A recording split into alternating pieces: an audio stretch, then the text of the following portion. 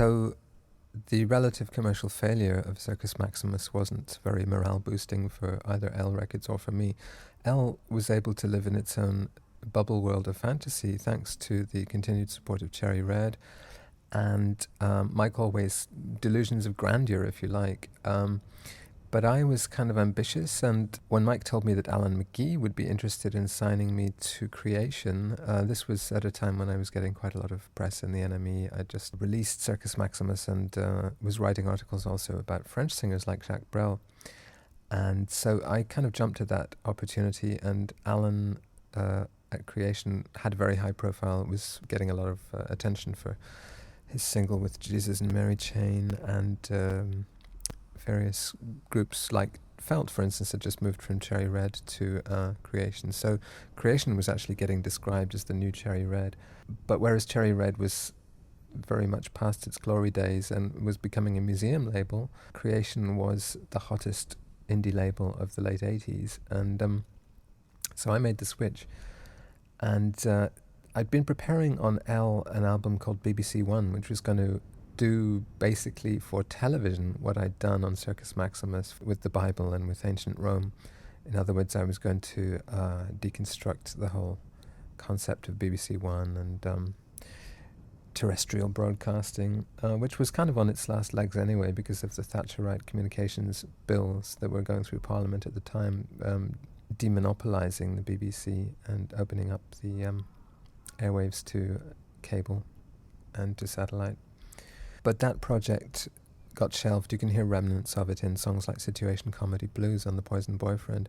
But The Poison Boyfriend is really my kind of normal album where I'm still singing in this kind of ironic, bemused, detached way about my adolescent experiences. For instance, Flame Into Being, it's very much a melodramatic take on my teenage angst.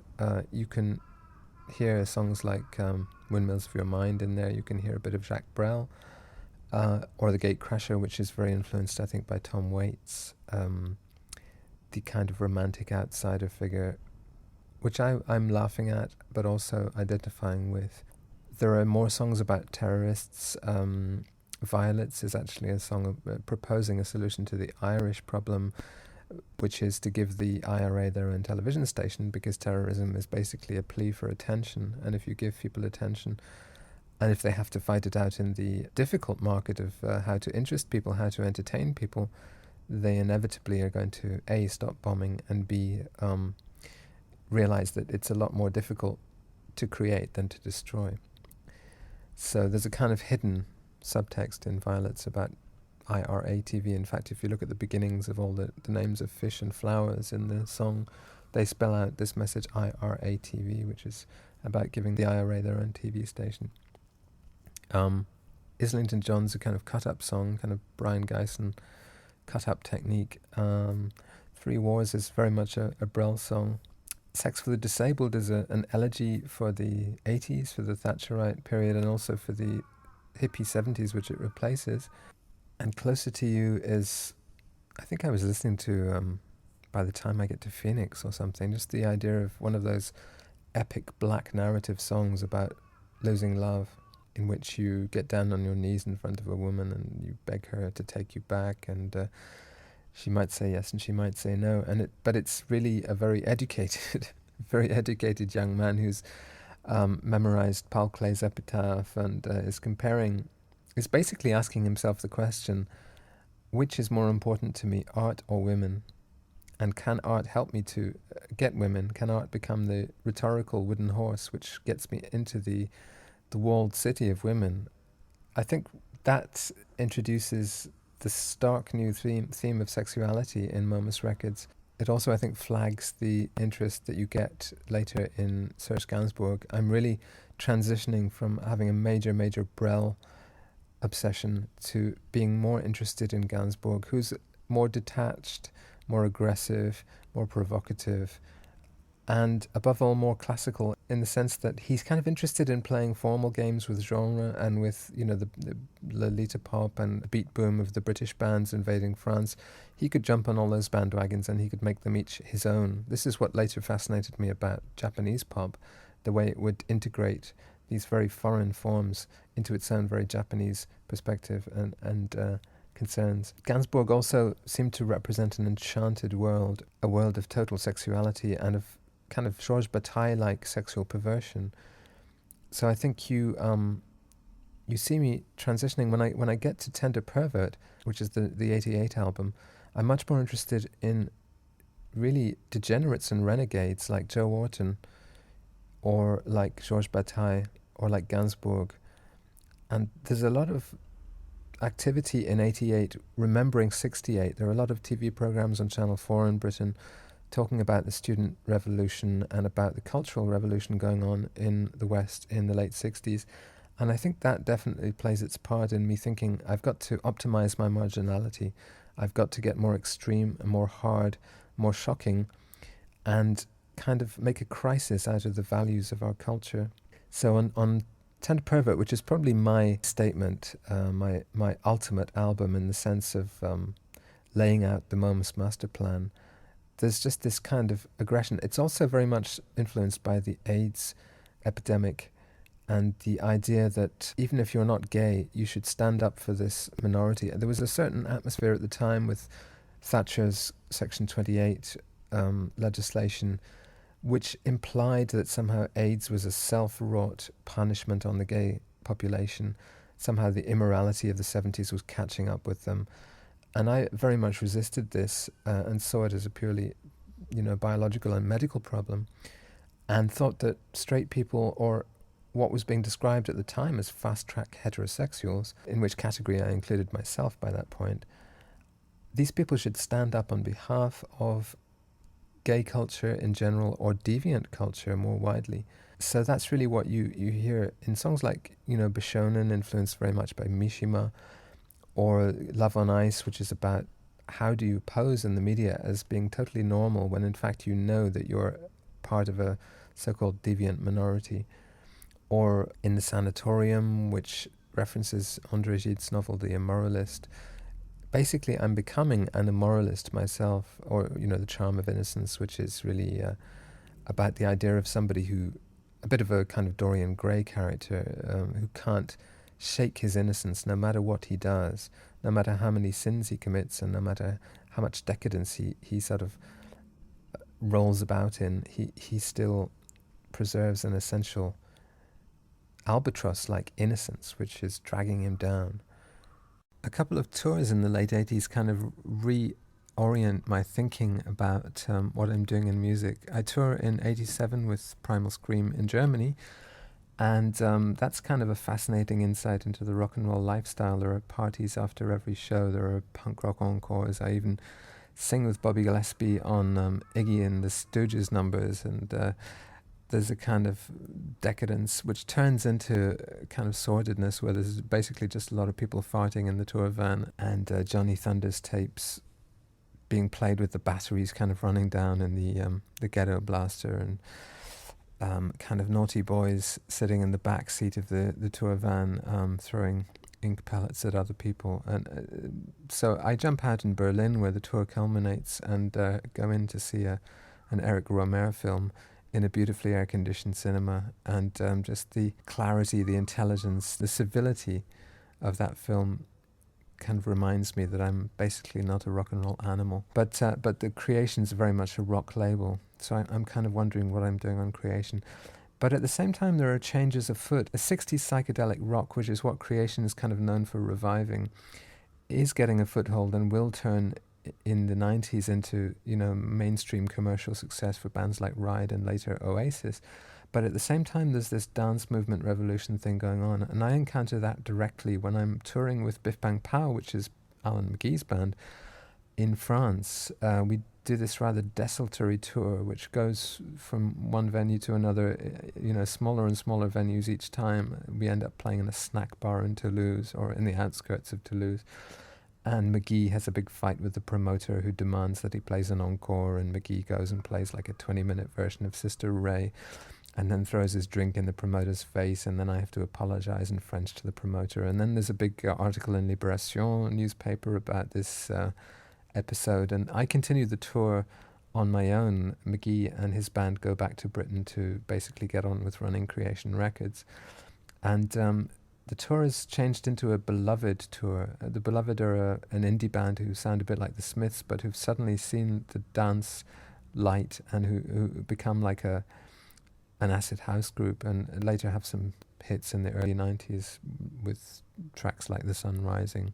So I think after touring with the Beloved, I go off and rethink my musical strategy. I've already been toying with kind of ironic disco, but the idea occurs to me to pass it off as the real thing. In other words, to make a sound which is not unlike the mainstream pop sound of Stock Aitken and Waterman, so that I can be, just as I was previously commenting on my own turbid adolescence from the perspective of a slightly wiser and older, late 20-year-old kind of person, so I could be commenting on pop music and at the same time making pop music. In other words, it's ironic in the classic sense that it gives you two basic positions.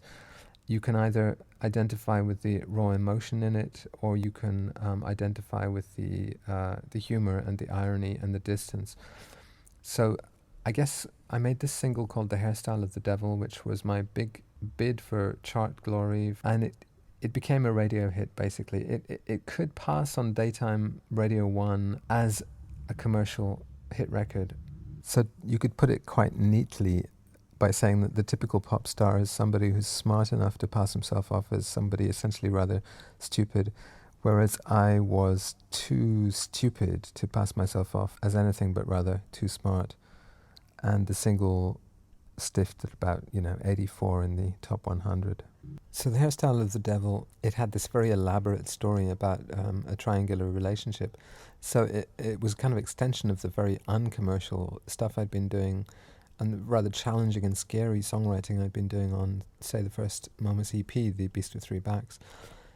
Using acid house tropes, it was using Kevin Saunderson rhythm backings and things like that. It was conceptually perfect in the sense that it was a song about a relationship I was having with my singles plugger, who was herself having a relationship with this label boss who was launching acid house in the form of S Express and Baby Ford and these very early British dance groups.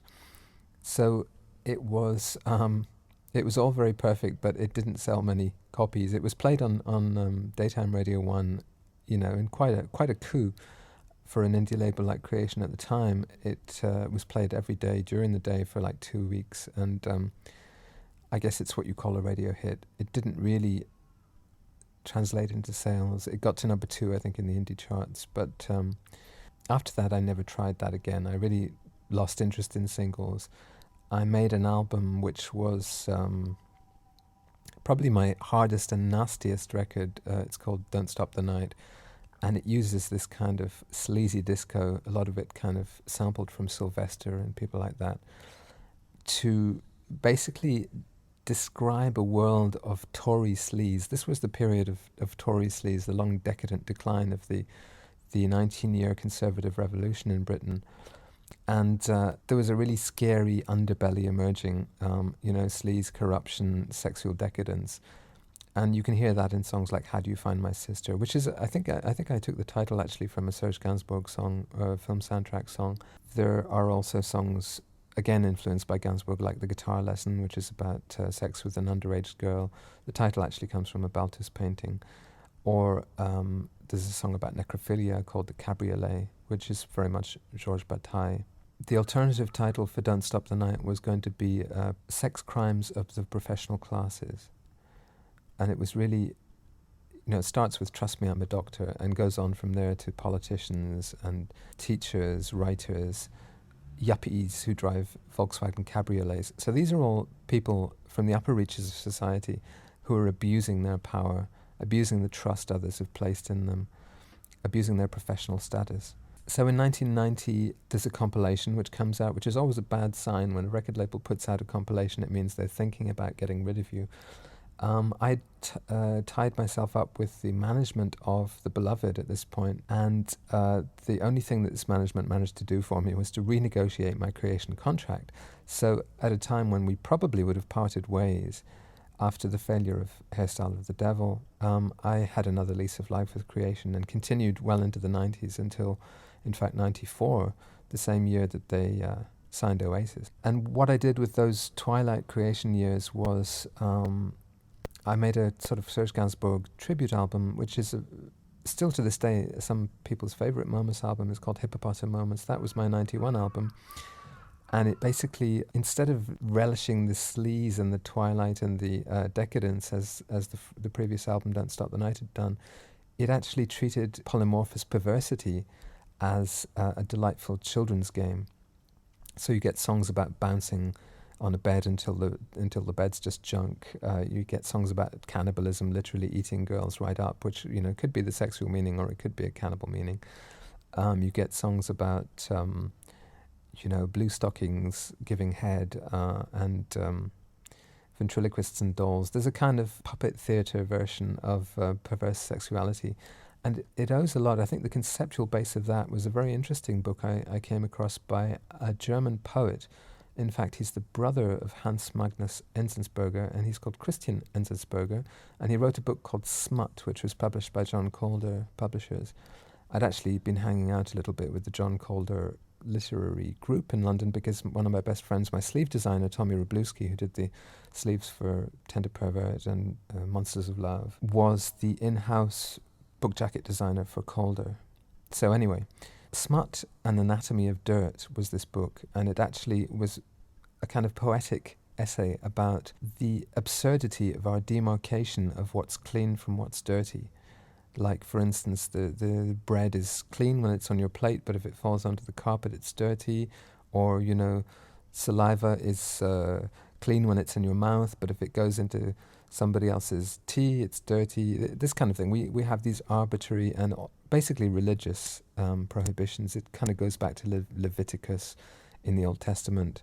The kind of it's one of the essential cultural acts, culture founding acts, to demarcate what's clean from what's dirty. And you see every mother with her infants doing exactly that, saying, don't touch that, that's dirty, but you can touch this, it's clean. It's also what societies are based on, the division of halal from haram in the Islamic terms, or kosher from unfit. So Hippopotamomus plays with that, really like a child playing with mud pies and relishing, really getting his hands and his arms and his knees and his elbows dirty. And it got completely trashed in the press. I mean, it got a huge backlash, 0 out of 10 in the NME, from a self-proclaimed feminist critic who thought that it was as disgusting as eating certain kinds of seafood, where you suddenly realize that the mussels and things resemble bits of sort of non-specific sexual organ. So it definitely had the intended result in disgusting some Puritans and some politically correct people. So after Hippopotamomus, what you see is me increasingly becoming realistic about how much money I'm going to make and what kind of career I'm going to have. Reconciling myself, I think, to the idea of being a marginal but exciting figure and having an exciting life myself. So I get really into the whole digital revolution, which is beginning to happen in the 90s, where you can record at home with digital equipment. I bought myself an Apple Macintosh computer in 93 for the first time, started sequencing at home. And I wrote an essay about this time, which was called Popstars Nein Danke. And the motif of this essay was, in the future, everybody will be famous for 15 people. So this was me turning what was virtually the reality of my career into a general rule, a kind of mosaic prescription for everybody's career. I really thought the mainstream was going to fragment and disintegrate. I obviously didn't anticipate the Spice Girls and Britney Spears, but I saw this as a healthy development, basically in the direction of pluralism.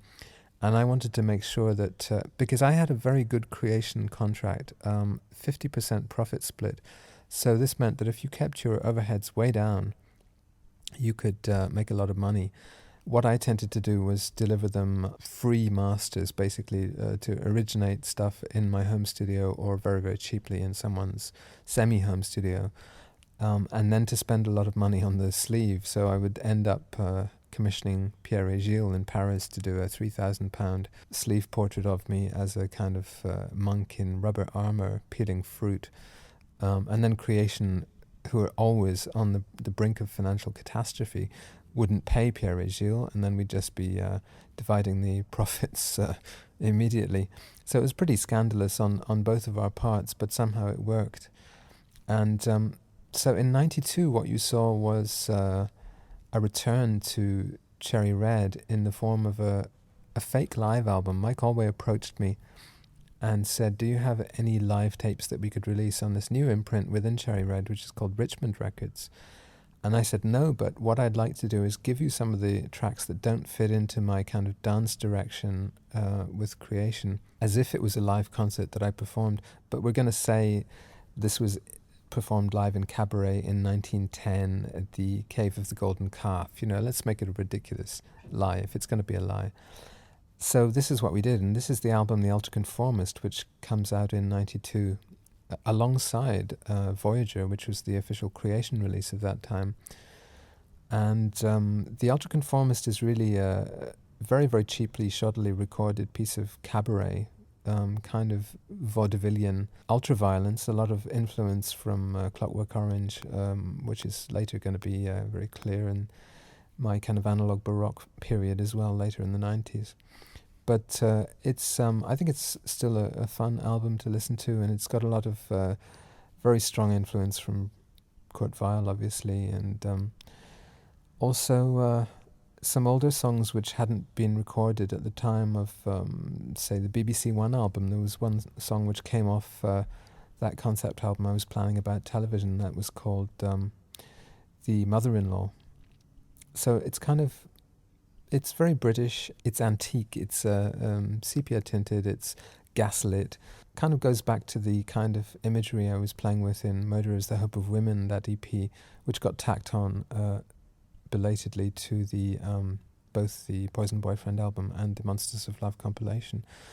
So it's kind of Wedekind, it's late 19th century misogyny and decadence and drama, the idea of the amazing blonde woman, or the idea of film noir and Gilda, this kind of image of the deadly woman who can undermine civilization with her sensuality. So it's continuing my themes of sexuality, but with this slightly more Strindbergian or Wedekindian kind of angle. So you get a really nasty song like The Checks in the Post, which is a list of basically damages and compensations that I'm going to pay to my ex-girlfriend for all the terrible things I did in our relationship. And the song, of course, compounds these awful misdeeds by spelling out and underlining all the embarrassing things she objected to me publicizing in the first place, like having sex on the floor of the kitchen and etc. So that comes out, and then the Creation album, the Voyager, is really my take on what's happening in the early 90s dance scene. I'm very interested in early Massive Attack, Galliano, even PM Dawn, this kind of rather fake and ludicrous New Age spirituality, which is beginning to come through in the kind of post-acid house. I'm a kind of post-movement guy. Punk didn't really mean that much to me, but post-punk did. It's when these movements start to disintegrate and start to lose their identity or start to mingle with their antithesis that they really interest me. And the kind of the blissed out acid haze of the late 80s, I kind of avoided. I totally took a detour around that. But what interested me was when it began to filter back into mainstream pop music. So Voyager is really just a kind of widescreen, slightly psychedelic, slightly trippy, slightly chill-outy kind of record, influenced of course by the Pet Shop Boys, who were delving into the same kind of stuff, and influenced by Mishima and a lot of Japanese stuff, because this was the first year that I actually went to Japan. I'd missed the L Records tour of Japan in '87, so this was my big Japanese tour right in the middle of '92, and I was a star in Japan. I'd actually been promoted and publicized so much by Keigo Oyamada, Cornelius, that it was incredible that I could sell out these major venues in Japan, whereas my career in Britain was very much on the rocks, was very much kind of over. But in Japan, things were just beginning, and there was the amazing liftoff of Shibuya-kei, this cosmopolitan import-export kind of movement where Japanese pop basically soaked up like a sponge all the influences from every other country and kind of cut and pasted them in this completely eclectic and insane cubist kind of way. So that was all just beginning. That literally began with a compilation called Fab Gear, which came out in '91, which was curated, I think, partly by Louis Philippe, and that's how I managed to end up on it. Louis and Cornelius put that together, and that was very influential. My song Summer Holiday 1999, which appears on Voyager, was first released on Fab Gear, that compilation for Japan only, which is the founding document, I think, of Shibuya-kei. The Japanese thing was hotting up. Things were also hotting up in my personal life. I was having an affair with a Bangladeshi girl who was being threatened with her very traditionalist family with an arranged marriage. She was then sent to Bangladesh, ostensibly because her grandfather was ill, but in fact to get married off to somebody and then bring somebody into Britain with a British passport. And this was very much against her will, and so I managed to help her escape from Bangladesh. But the Time Lord album, which was originally, I think, going to be like I think my idea was it was going to be called Forbidden Software Time. No, it was going to be called Software or Forbidden Software. And this was a reference to George Michael's problems with Sony, where he dismissed Sony as basically seeing him and any artist as just software. And I thought, hey, that's actually not a bad thing to be. You know, software was really a hot item and probably more important and culturally sexy at that point in the 90s than pop music was. So, and certainly than George Michael's brand of 80s pop music. So this album was called Software, and it was all about time travel and stuff. And halfway through my recording it, I heard that Shazna, my Bangladeshi girlfriend, had got engaged against her will to this guy and was being sent to Bangladesh, etc., etc. And so I decided to make it like a personal message to Shazna, a little bit like The Man Who Fell to Earth, where he makes a record at the end of the film called The Visitor, and this is because his wife, who's stranded back home on her waterless planet, will be able to hear it and know how much he loves her, because radio waves, of course, travel out endlessly through space and can reach faraway places. So this was like a kind of farewell to Shazna, because I didn't think I could beat this situation. In fact, what happened after the Time Lord album came out was that I did beat this situation, and I got married with Shazna. We ran away to Paris because her family were pretty furious about the whole thing. And so not much happened for me in '94. That's the first albumless year for a long time, because I'm on honeymoon and being happy ever after and being married in Paris. Running away to Paris was also an idea I'd had for a long time, because the European borders and visa controls and things came down in '93, just the year before I left for Paris. And you could, with a British passport, you could go and live in any European country and work there, and there was no paperwork, basically. So it became like a pick and choose moment, you know, which country do I feel most affinities with? I'd been reading the French newspapers and sort of soaking up French culture, probably more than British culture, for the past 10 years. So it just seemed quite natural to go and actually live there. And as soon as I arrived in Paris, I wrote I Am a Kitten in the hotel room where I was spending my honeymoon with Shazna. This was a commission for a new Japanese singer called Kahimi Kari, who happened to be Cornelius's girlfriend, from Cruel Records, which was an indie label in Tokyo, to make an EP which was called Kahimi Kari Sings Momus in Paris, or I Am a Kitten for short. So as soon as I got to Paris, I started working on the I Am a Kitten EP with Bertrand Bourgelat, who was helping with production and bass playing and stuff, and a bunch of people like Gregory Cherkinsky. So I kind of stumbled into what would become this kind of retro Gainsbourg loungecore thing. Also a guy called Ariel Witzman was in on those Kahimi Kari sessions, and he ended up in a group called Grand Popo Football Club. You're beginning to get people like Air and Cassius and Stardust, and that kind of French touch scene was just beginning. So it was a good moment actually to be in Paris.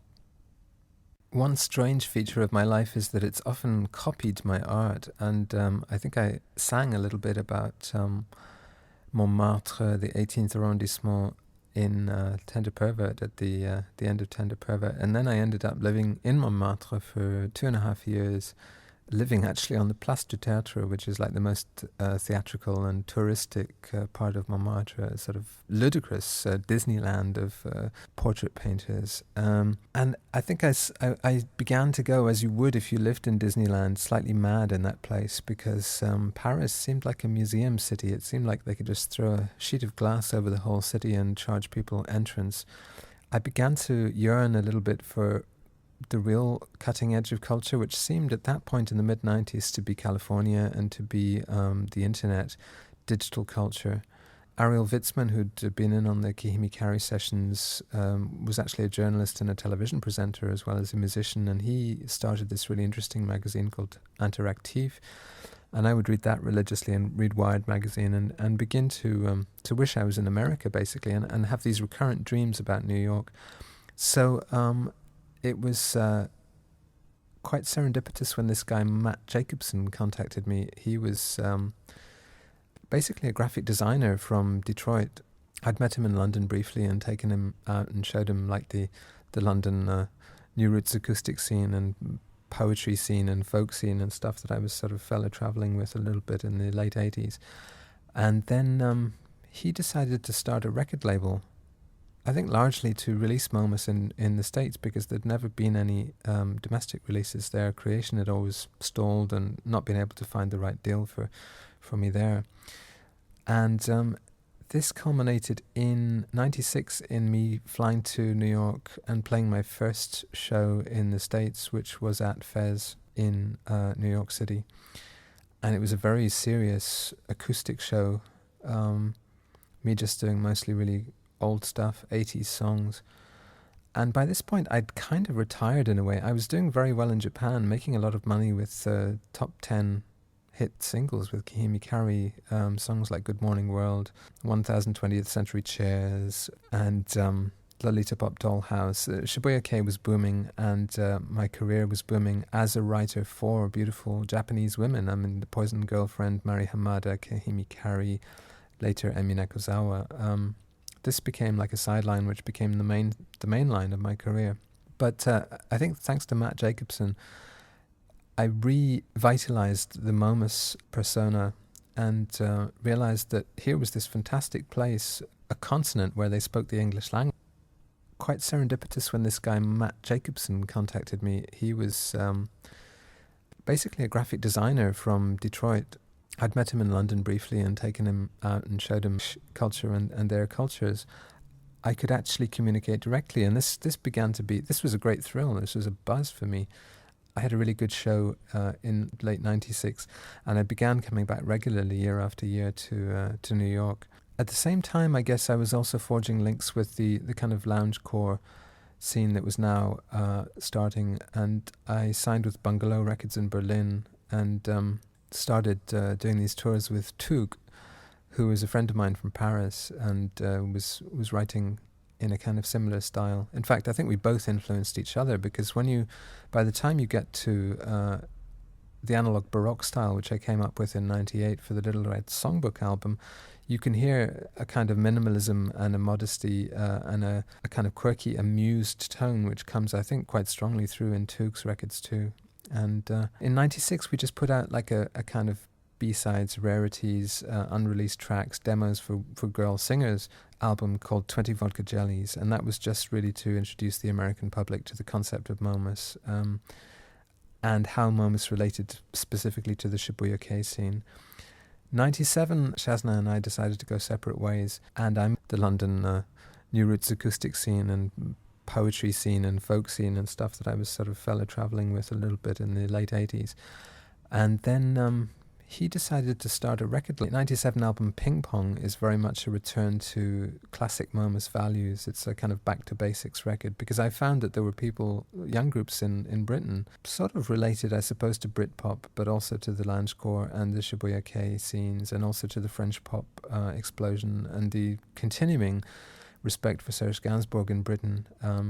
I'd been writing about Gainsbourg in the late 80s, but by the mid-90s he was a kind of constant reference point for Britpop groups like Pulp and Divine Comedy, and also these young groups like Jack and Orlando, who, to my surprise, when I came back to Britain, kind of asked me to get involved with producing them. I produced also Lila France for Bungalow in 97, and so my own album Ping Pong was like a consolidation of just what is the Momus signature, what is the Momus identity, what is the Momus persona. And it was almost like self-parody. You get the sexual alienation of Don't Stop the Night recapitulated in a song like The Animal That Desires, which is about the isolation of realizing that you're the only person in the world who thinks sexually at all. And you get this sort of schizoid detachment of, say, the Beast with Three Backs EP, recapitulated in My Pervert Doppelganger. You know, these were almost like the parodies which I felt groups like Jack or Orlando were making of my material. But I thought, well, hey, I can probably parody myself better than they can parody me, so why don't I come back in and reassert my authorship here? That was perhaps the last Momus album, but it was Momus repeating as farce what began as tragedy. It was the last Momus album in a certain kind of style, but for me, the current period, the period that I'm still working in, and a period that I'm kind of very happy with, is this analog baroque period, which starts in 98. I have my own label by this point within Cherry Red. I'm also releasing and orienting my whole career much more to the States, releasing through Matt Jacobson's Le Grand Magistry label. Just the idea is in my head of songs being things which are pretexts for me to be on stage at Fez on Lafayette Street in New York City, acting out some silly kind of British pantomime for Americans. So I'm kind of very self-consciously... I'm no longer just parodying Momus for British people. I'm now beginning to think, what do Americans think about, British people? So it's a very globalist thing. It's like, as soon as you become self-conscious about how tourists see your local culture, you invent all these kind of spurious traditions, and you exaggerate all the most traditional and eclectic and bizarre elements of your culture. So that's really what I ended up doing with, I suppose, not just British culture and vaudeville and cabaret and all the rest of it, but also with European culture. And then at the same time, I'm being like an ambassador for Japan. So I end up with this totally bizarre kind of Japanese medieval harpsichord 18th century man of reason, sex obsessed character, which is sometimes I give him a name. He's like the Earl of Amiga. He's the guy who presented the electronics in the 18th century shows at Knit Active in 2000 when I eventually moved to New York City. But that, I think, should wait for the next episode. So something happens in 98. There's a kind of breakthrough. I kind of come up with this thing called Analog Baroque, which is also the name of my record label through Cherry Red in Britain. It's kind of influenced by all these trips to Japan I've been making. I've been noticing things like Dekura-chan, which is the girl fashion of the time, and it's lots of layers and frills and petticoats and lace. It's kind of like a more colourful Marie Antoinette. Certainly, also it's the architectural style of love hotels and things. And this is kind of meshed in with the analog synths and the kind of incredibly strange music thing, which is really, as far as I'm concerned, where the interesting part of the loungecore movement is going at that point. Just the idea of playing Oasis with a kind of 1950s orchestral backing is no longer very stimulating. But the idea of all these guys like Dick Hyman and Walter Carlos experimenting with analog synthesizers is kind of fascinating, because it's midway between art and science. It's often midway between Europe and America, in the sense that it's Americans making their versions of European classical music. It's midway between the past and the future, in the sense that it's retrofuturistic. It's a past impression of what the future would sound like. And in the case of Wendy Carlos, it's midway between genders as well. And there are all these things which draw me to that. That becomes the crux of my work. So I make this Little Red Songbook album, which is full of dirty little comments that you might make to somebody in email just to make them laugh. And the song itself takes on the structure of the thought. It doesn't actually have any repetitions. It doesn't have verse, chorus, verse. It's sort of modeled on Marshall's epigrams, or, the rather dirty poetry of Catullus, perhaps a little bit of Lucian as well. So I make this album, Little Red Songbook, and it goes out there and it wears a Baroque wig, and it's powdering its wig and being a rather mannered 18th century man of letters. And unfortunately, it sprays some perfume, or it sort of squirts some snuff in the wrong direction, and this lands on Wendy Carlos herself, and she takes umbrage and sues the character Momus, rather than perhaps me personally, for $22 million. This 50-page legal document is handed to me by Wendy and her baseball-capped assistant as I leave one of my concerts at Fez. And me and Matt Jacobson are personally named, as is BMG. And it's very expensive to defend, although we have quite a cheap out-of-court settlement. Nevertheless, we have to pay huge amounts of legal fees, and in fact, it comes down to me to pay these legal fees because, that's how the contracts are written. I don't have a contract with anybody saying that it's their responsibility. So I have to come up with a way to make $30,000 quickly, and this becomes the next album. This becomes Stars Forever. I decide that writing song portraits for patrons, essentially, clients, I kind of continue the theme of Little Red Songbook and continue the style of Little Red Songbook in order to pay for the excesses of Little Red Songbook's rather vicious wit. Stars Forever is born of necessity, but becomes, I think, a very successful record. It gets a lot of press interest because of just the factor of the story being so bizarre and so kind of the genesis being so interesting in itself. And it also brings out in me a kind of almost a paternal instinct of protection and affection for the people I'm writing about. So it actually absolves me of the responsibility of, mask making. That's usually part of the Momus job description, is making these masks for various characters that I can play. But of course there are limitations to the characters that I can play. I'd already had the dramatist personae extended by Japanese women, but there's also a limited range of, what a Japanese woman can do. I mean, I'd had Kahimi Kari, who's this rather mousy, pretty tiny girl, demolishing houses and fighting with King Kong and stuff, but there was a limit to, how far I could extend her sort of Lolita appeal. So Stars Forever was the ultimate escape from the cul-de-sacs, the kind of dead ends of my writing, and it became, I think, the most diverse and affectionate of the Momus records. I moved to New York City in early 2000, and that's when I began noticing that there was this kind of weird folk thing going on in New York City. There were a whole bunch of people who were making money during the day with web design and working in fashion, working in the media. But at night they would have bands, or they would have performances in art galleries like Gavin Brown's Enterprise up in the Meatpacking District, or in some Williamsburg loft party or whatever. And it would be what Steve Lafreniere from Index magazine described as felt costumes in the basement time. People would, run up these kind of absurd costumes, a bit like the Moldy Peaches or whatever, And there would be this kind of totally uncommercial, totally crazy, and much more art world related than music business related music scene going on. I also began really kind of working with the idea of all sorts of things which I was calling stuff like info-deco, for instance, the idea that decoration and information needn't necessarily be enemies, that digital culture could actually bring back a kind of craftsmanship, because everybody was getting back to, being a little independent entrepreneur in his or her cottage. The computer was a way for people to set up a little stall with the internet and sell, what were basically the digital equivalent of beadwork and pottery and basket work and weaving. So we could go back to some kind of folk art. So this was the genesis of Folktronic, which became my 2001 album. In between making Stars Forever and Folktronic, I was also presenting this cabaret show called Electronics in the 18th Century. I also had an art show in a Chelsea art gallery. So by 2001, I'm kind of trying to spend half the time in Tokyo and half the time in New York, juggling visas. I've started my own label now, which is called American Patchwork.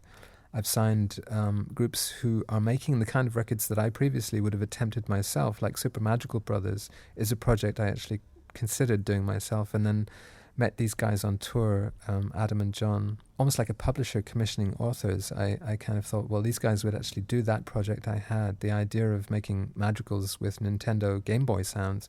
They do it a lot better than I could.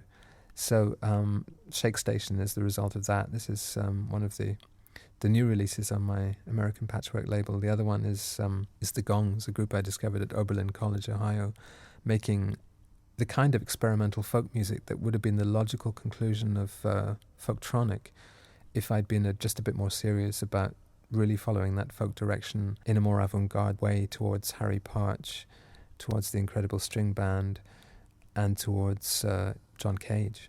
I was walking along the street in Paris. I just bought this shirt on Monday, and I got attacked twice by a bunch of guys, really macho guys, because this is a woman's shirt. I don't know, they must have noticed that the button's buttoned the other way. So this is a song called The Homosexual, and it's dedicated to all macho assholes.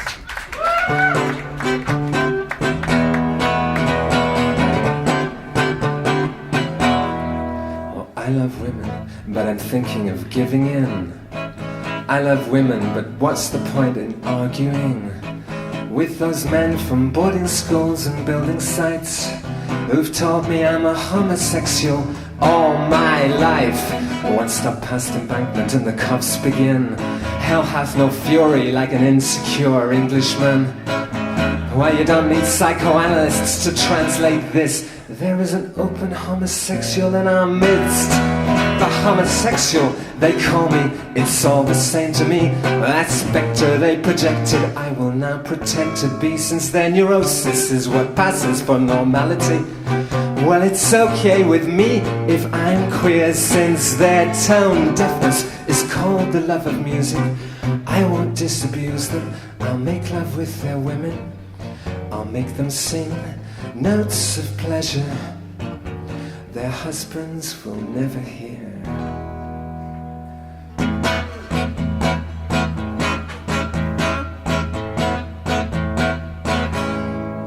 I love women, but I take them by surprise, pretending absolute indifference to their breasts and thighs. Like their hairdressers and dressmakers, I hear confessionals reserved for homosexual professionals, as I put their feet in stirrups with my limp wrist, a trick I learned from a homosexual gynecologist. I recall the words my first girlfriend ended our first date with. I feel privileged, you chose me to go straight with. The homosexual, they call me, it's all the same to me. That spectre they projected, I will now pretend to be, since their neurosis is what passes for normality. It's okay with me if I'm queer, since their tone deafness is called the love of music. I won't disabuse them, I'm gonna make love with their women. I'll make them sing notes of pleasure their husbands will never hear. You who called me shirtlifter in chemistry class, you who sniggered look out for your eyes. Now your women wash your shirts, now your kids are born. Look out for your horns. You who called me teapot and plagued me with your bile, guess who I've got coming to the boil? Hey, grab the nettle, I'll settle for being the kettle if you're the pot. I take my tea like my revenge. Sweet and hot, the homosexual, they call me, it's all the same to me. That spectre they projected, I will now pretend to be, since their neurosis is what passes for normality. It's okay with me if I'm queer, since your tone deafness is called the love of music. I won't disabuse you, gonna make love with your woman. I'll make her sing notes of pleasure that you will never hear, never in a million years. No fucking fear.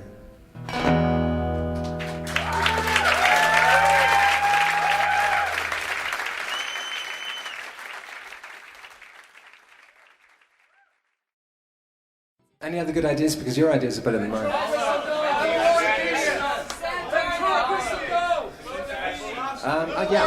Yeah. Sorry, I've left out one of my masterworks here.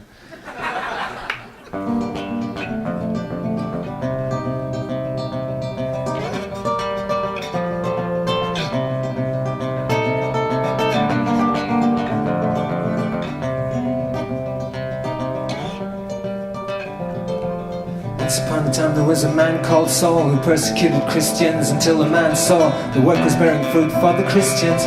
So the man changed his opinions and his Christian name to Paul.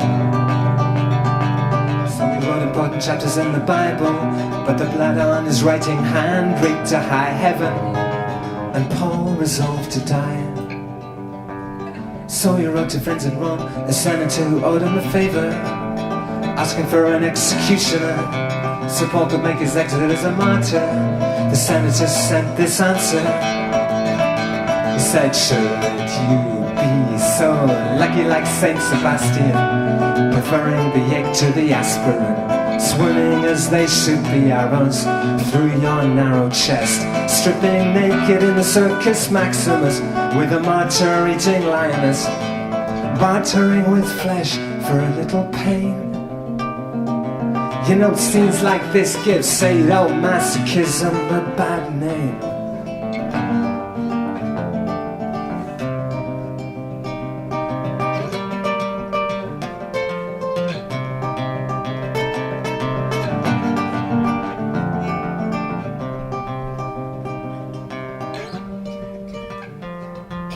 Once there was a man who loved a woman too much to give up hope when he saw she wouldn't touch him with a barge pole.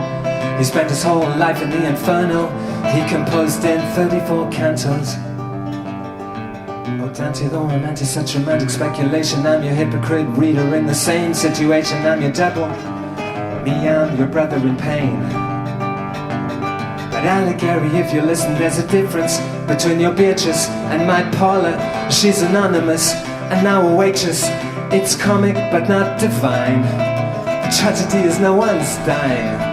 Should I be so lucky like Saint Sebastian, going out with a bang, just hear me whimpering with joy as Mr. Death receives his blue-eyed boy.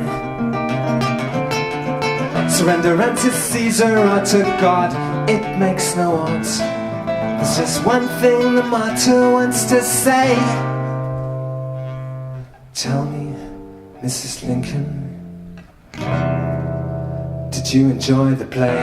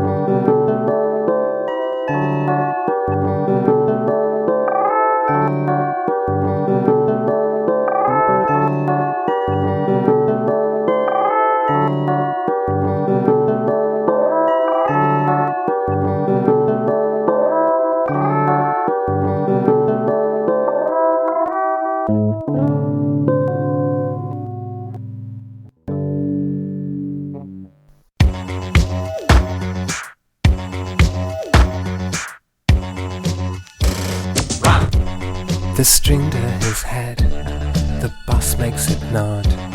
The string to his mouth, his mumbles for food. The string to his soul, it leads up to God. But who controls the string to his cock?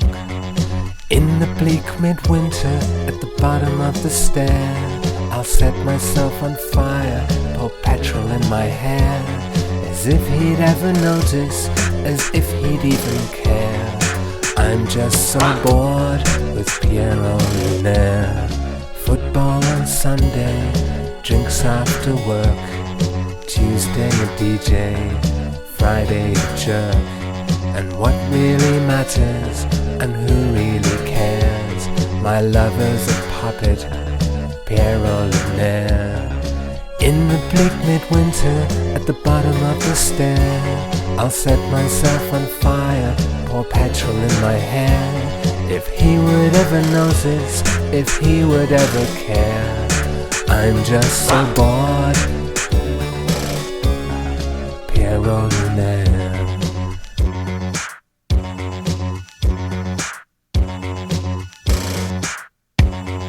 Others have boyfriends who care, of flesh and blood, not string and air.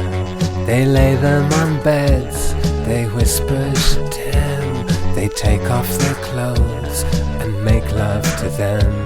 One day I'll cut my arms off and send them to him.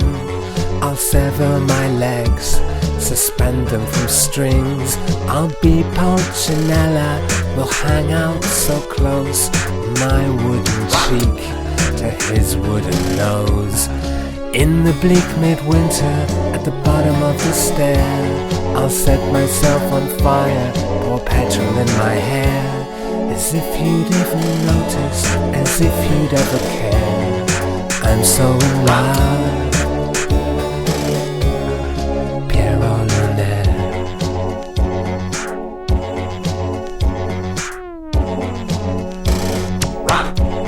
Lysergic Lysander, nodding his head, a glittery panda that needs to be fed. A Cantonese opera performed at the zoo. These foolish things remind me of you. And the puppet girls kiss you up there on the moon. They must know I miss you, please come back soon. In the depths of midwinter, at the bottom of the stair, I'm on fire, Piero Lunaire.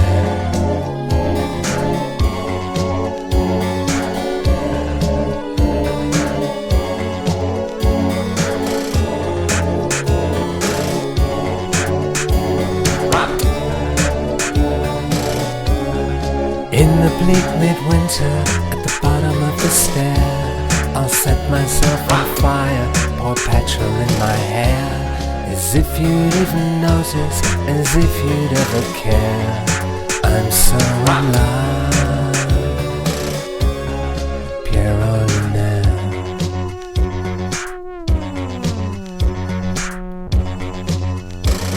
Rock.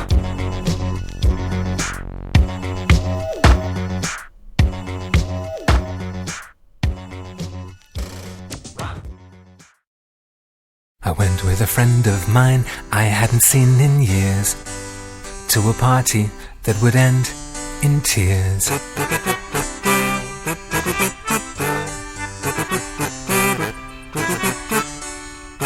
He told me on the phone his new lover was appealing, beautiful and young, probably worth stealing.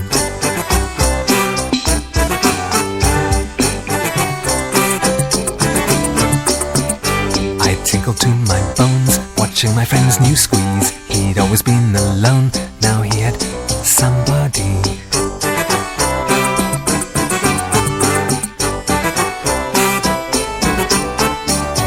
Stuck by the fridge door, bored by the disco sounds, I found magnetic letters, started to push them around.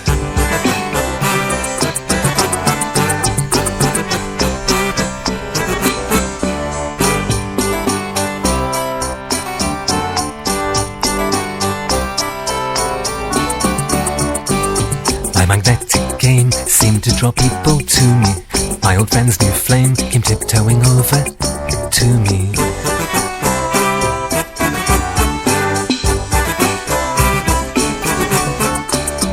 Satan possessed my soul as she stood watching me. I spelled out BLOW space ME.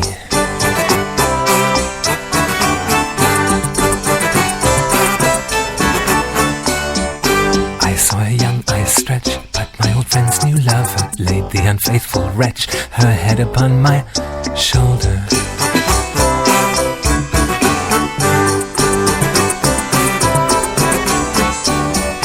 I saw my friend nearby, suddenly stone cold sober, no longer my friend, and 10 years older.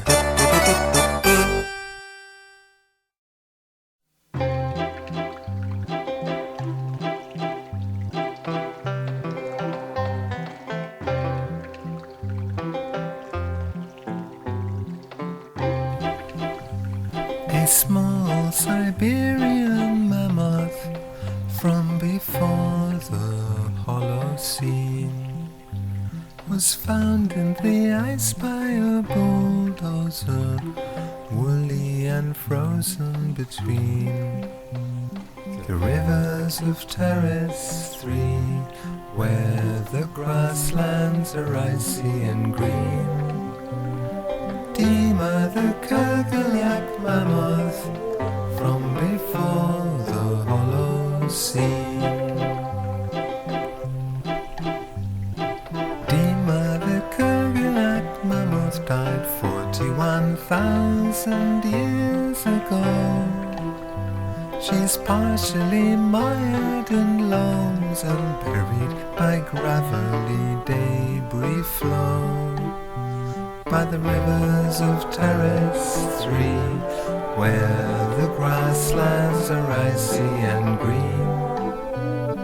Dima the Kerguelen mammoth from before the Holocene. Dima was sadly malnourished at death, riddled with intestinal parasites. Her gut was some pollen from the larch forest and several tundra types.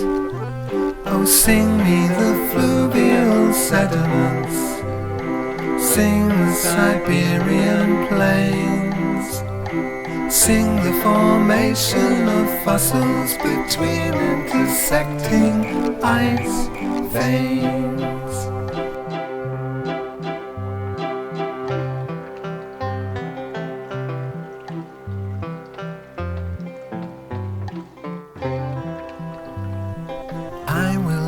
Paleontology, quaternary geology, to make Dima the Kerguelen mammoth increasingly visible to me.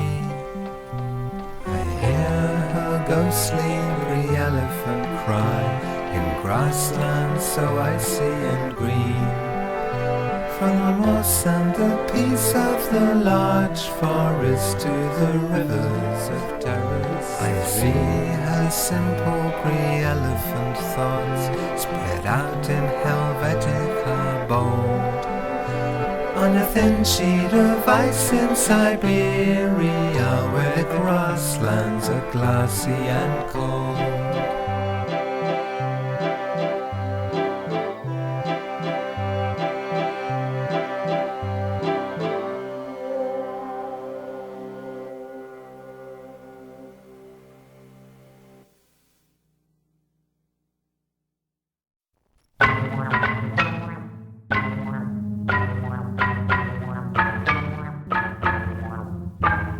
Powerless with my talk of Guy Debord and G to rival the Chihuahua or some other breed of lapdog. I sent you to Antarctica, I'm very sorry now. I sensed that I could only mean a thing to you if I could somehow be a lapdog too. But to send you to Antarctica to face your certain death was a very, very heartless thing to do.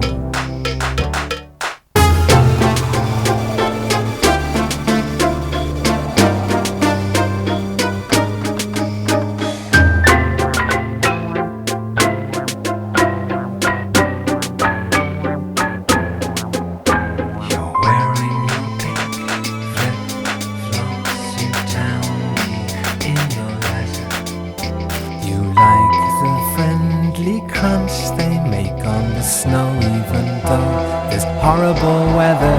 You've brought your lapdog with you. It pokes its head out of your coat.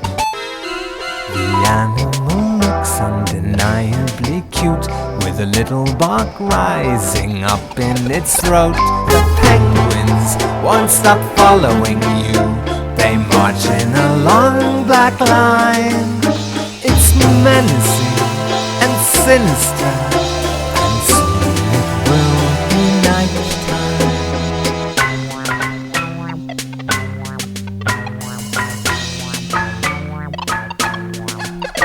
And the situationists loom very small indeed, alongside a Chihuahua or some other breed of lapdog.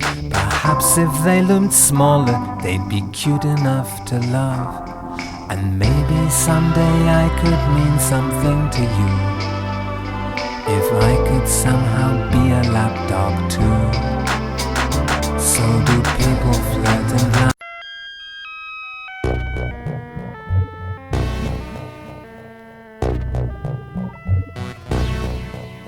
The noise of the street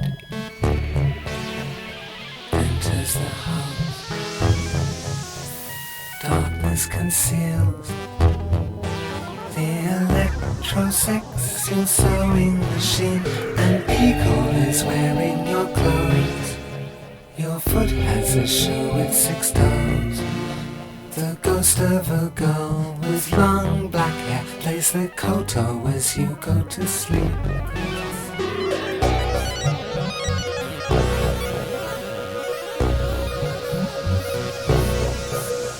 It seems you were born in some Czechoslovakian town.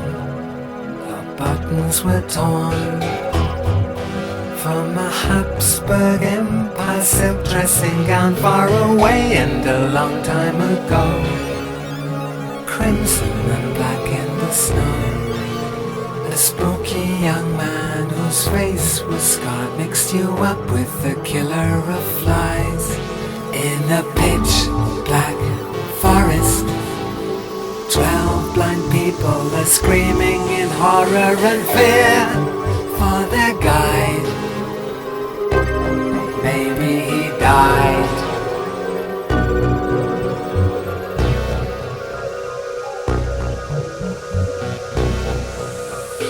Mechanization is taking command. All decorations been banned on the word of the ultra-sadistic Popular Front.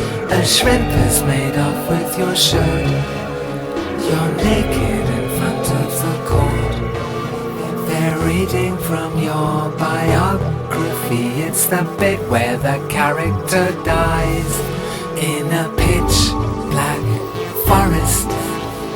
12 blind people are screaming in horror and fear for their guide. Maybe he died.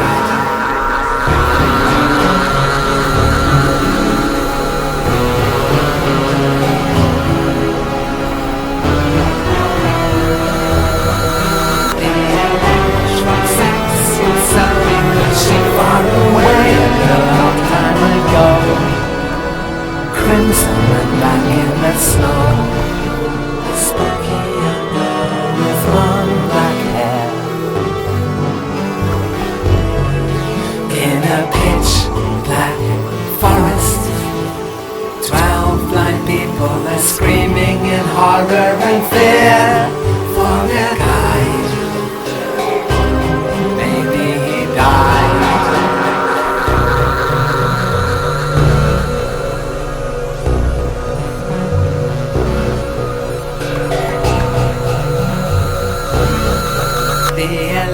Electrosexual sewing machine, sewing machine, sewing machine, sewing machine.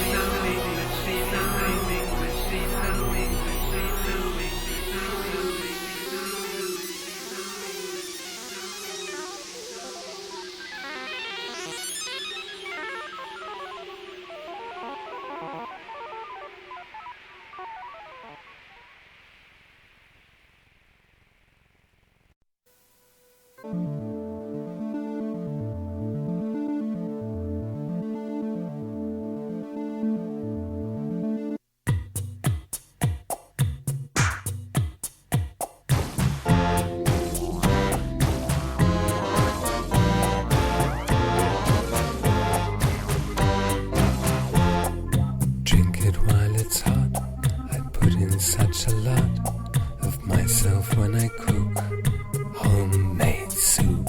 Some wild grass where we run, the smell of skin and sun, that quail's egg that we found beside us on the ground. Some seaweed from the beach, 2 slices of dried peach, bark that skinned your knee on the eucalyptus tree. Sea, sky, 420 blackbirds in a pie. Today I cook homemade soup.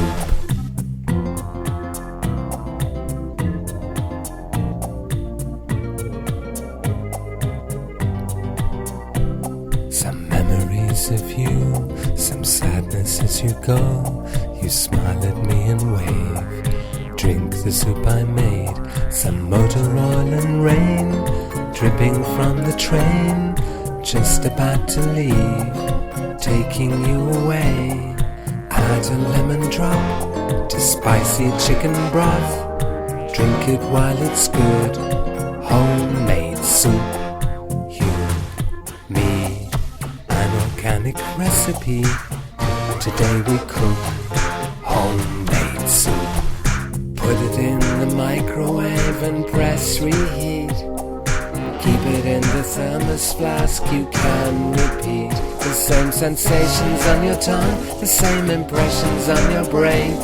It almost tastes the same. It almost tastes the same. It almost tastes the same. It never tastes the same.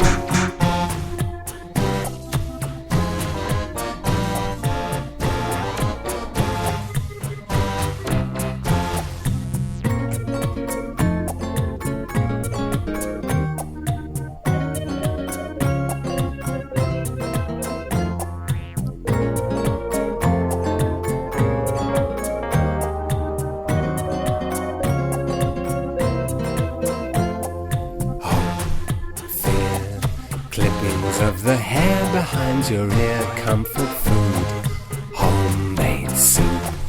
Me, you, chicken stock and tofu cubes, genetic mushroom dope, hallucinogenic hope, fish heads, tuppence for a quart, cockles and mussels, a beating human heart, pink chin, turtle's teeth and shark's fin, green peas, snowy green peas, love letters you stashed, rescued from the trash, all the ink you spilled, come and drink your fill. Slugs, snails, spider webs and puppy tails, a mushroom and a root, homemade soup.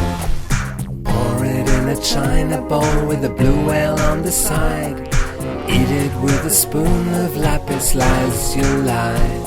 Sensations on your tongue, impressions in your brain, it almost tastes the same, it almost tastes the same, it almost tastes the same, it never tastes the same.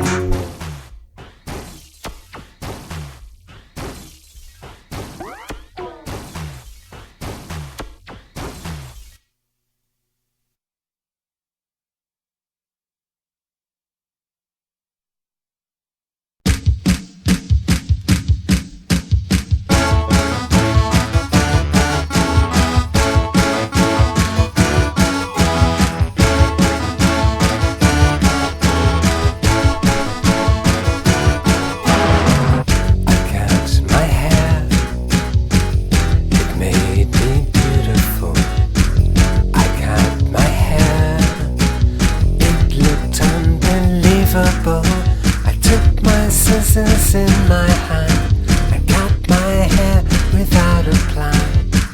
Now I'm a space invader and you're my rollerblader. I cut my hair, not for you, my love. I cut my hair to make me fresh and new, my love. Around me, everywhere I go, people follow, shooting photos. I don't care if they stare, because this haircut makes me happy.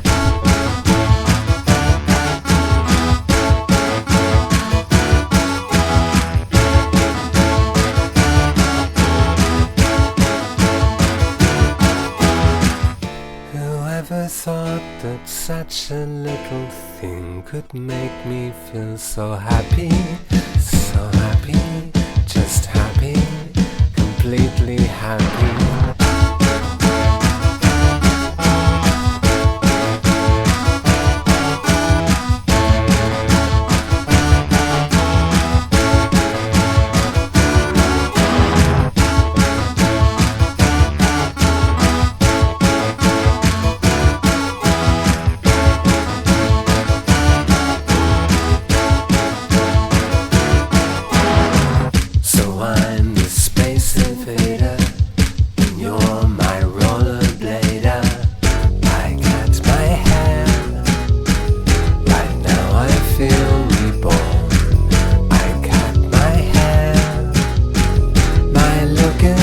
And torn, staring at me in the mirror is some crazy punky singer, and I just think while we looking at it makes me happy.